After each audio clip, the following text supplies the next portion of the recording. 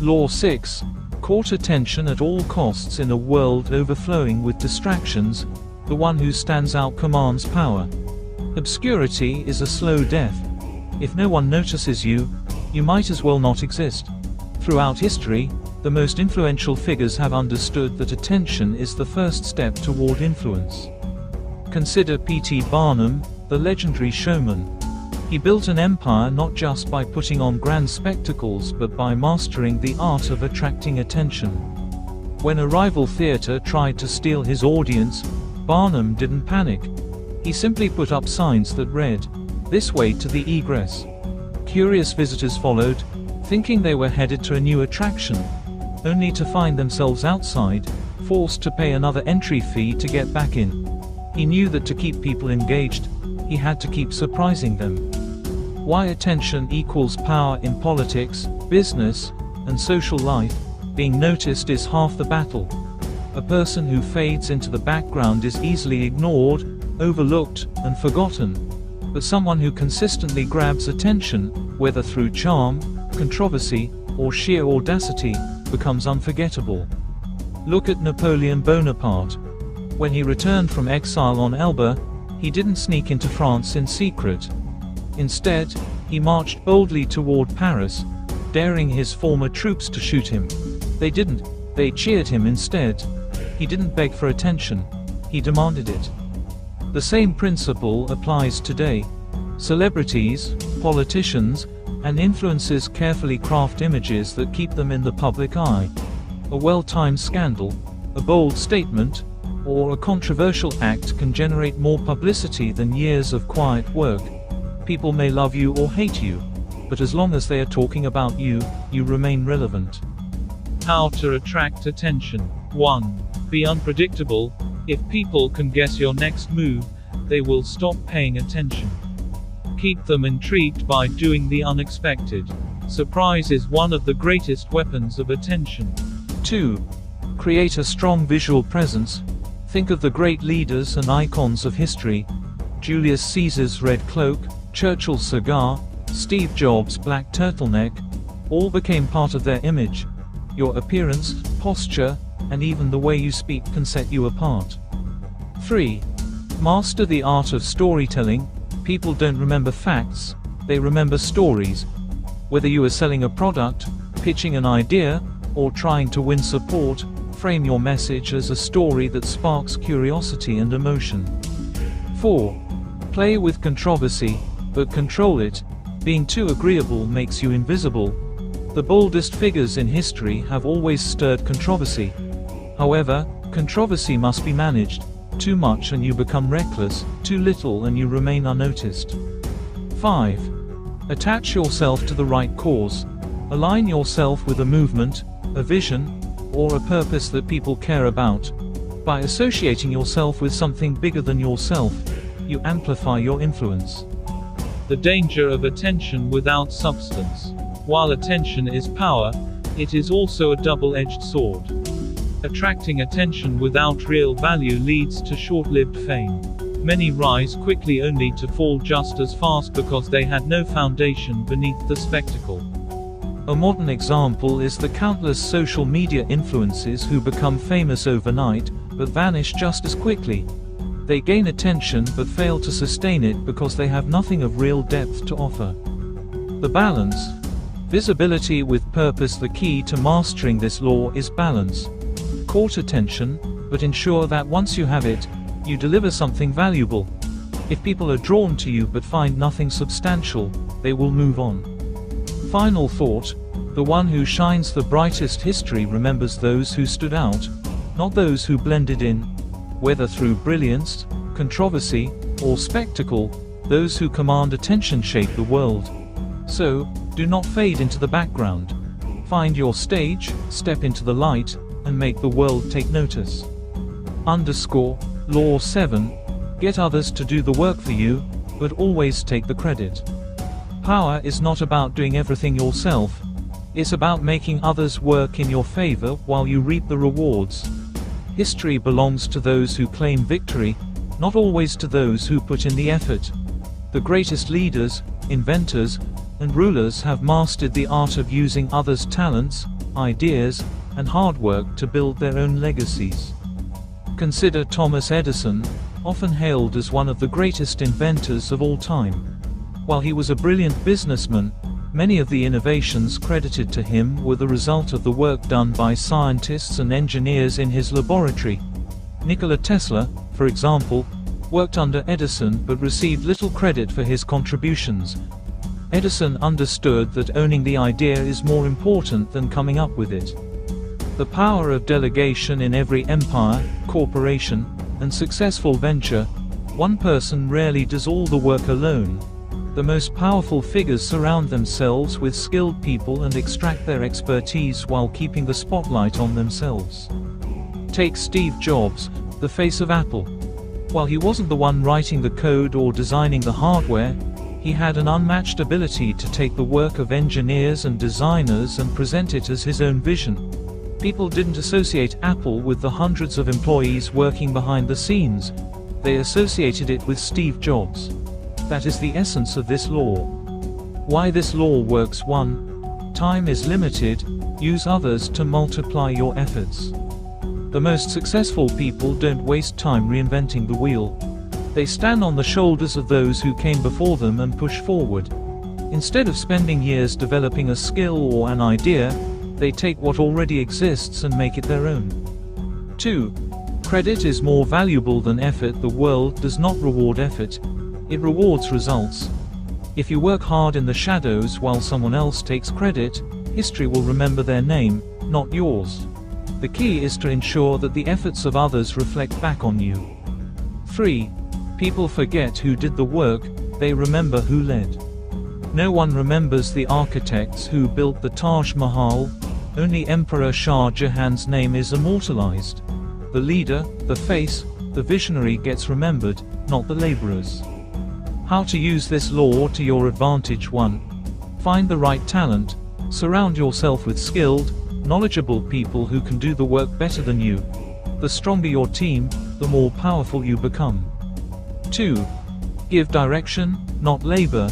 Your job is not to do all the work, but to provide vision, strategy, and leadership. Guide others to do the work, and ensure that their success is tied to your name. 3. Make people dependent on you. If people feel they need you to succeed, they will continue working under your leadership. Create an environment where they rely on your approval, connections, or resources. 4. Take credit subtly, not blatantly. If you openly steal credit, you risk resentment. Instead, position yourself as the leader who made it all possible.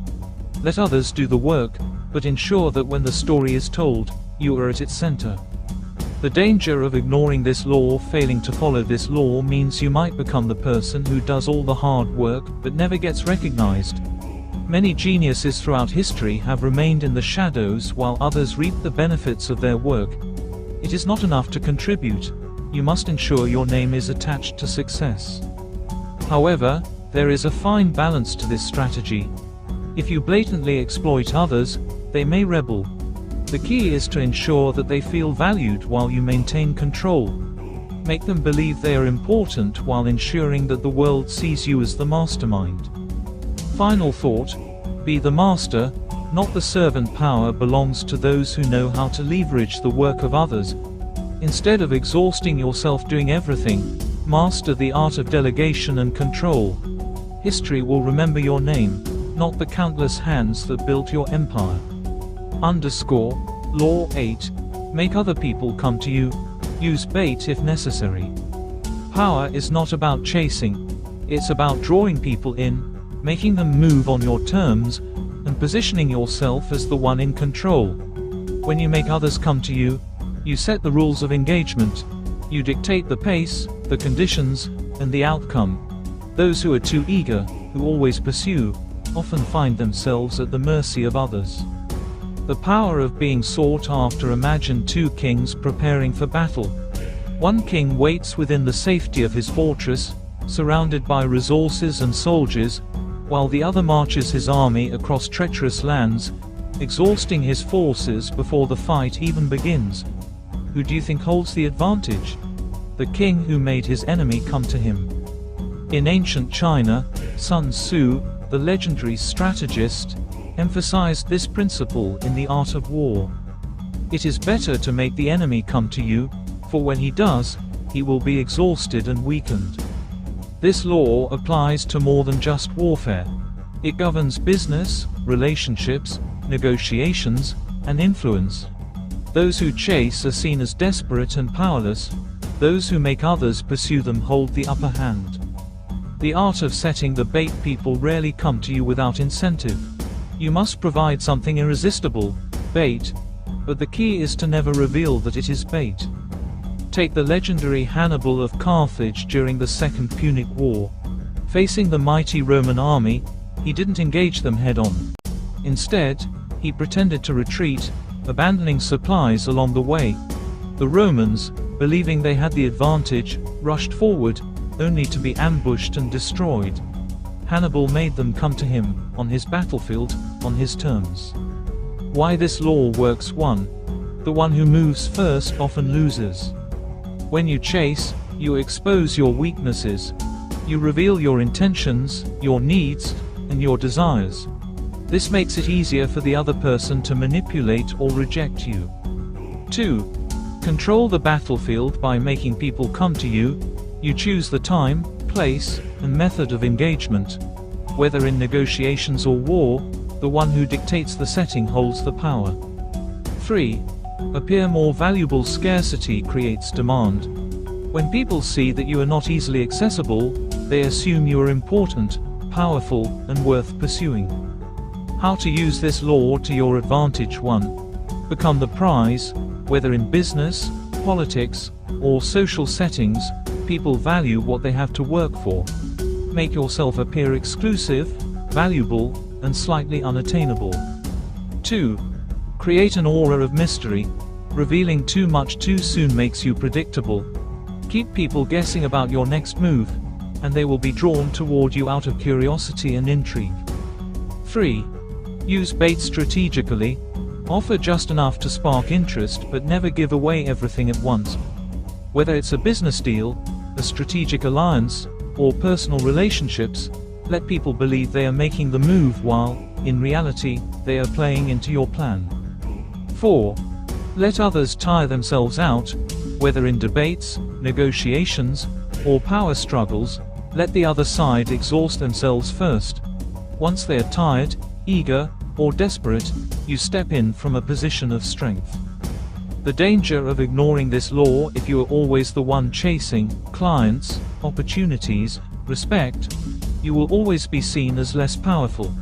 People will take advantage of your eagerness, knowing that they don't have to work for your attention or approval. History is filled with leaders, businessmen, and rulers who failed because they pursued too aggressively instead of positioning themselves as the ones to be pursued. Napoleon's failed invasion of Russia is a perfect example. He marched his army deep into enemy territory, only for the Russians to draw him into a war of exhaustion. Had he made Russia come to him, history might have been different. Final thought: power lies in patience. The most powerful individuals understand that true influence is about drawing people toward you, not running after them.